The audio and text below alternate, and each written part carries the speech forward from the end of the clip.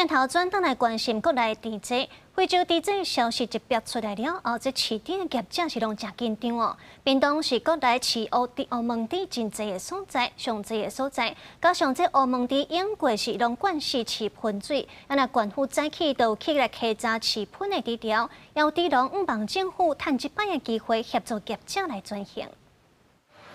穿保护衫的稽查人员问业者饲猪的情况，因为台中出现敢若非洲猪这案例，屏东县政府遂启动防疫，全面稽查县内用喷饲猪的猪条。目前屏东有1285个猪条，大约饲100万只猪，其中有98个猪条批准使用喷。县长周春美指示动物防疫所、环保局与警方组成联合稽查小组，2国2市会完成稽查作业。有98处是检核再利用，可以来喂养厨余的。那我们喂养厨余的头数大概15万头，那大概每天要利用的厨余大概2万多公吨。那相关的厨余这5天都不能够禁用，我们希望能够全面防堵，然后防住这个非洲猪瘟的入侵。周春美讲，喷水是非洲猪这的高风险来源，因此屏东县会全力配合中央政策。不过，毛猪产销班的经营班长表示，猪这的消息逼出来，第一个影响的就是猪肉的价销，第二就是原本使用喷水来饲乌毛猪的业者。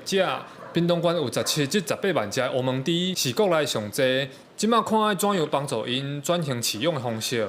传统上黑猪都是用厨余的啦，好，所以我们是跟厨余的这个关系非常密切啦。好，那碰到这样，如果后续没有在办法马上使用的时候，好，那当然对黑猪的整个产销链会造成很大的冲击嘛。好，那黑猪的数量本来就少了，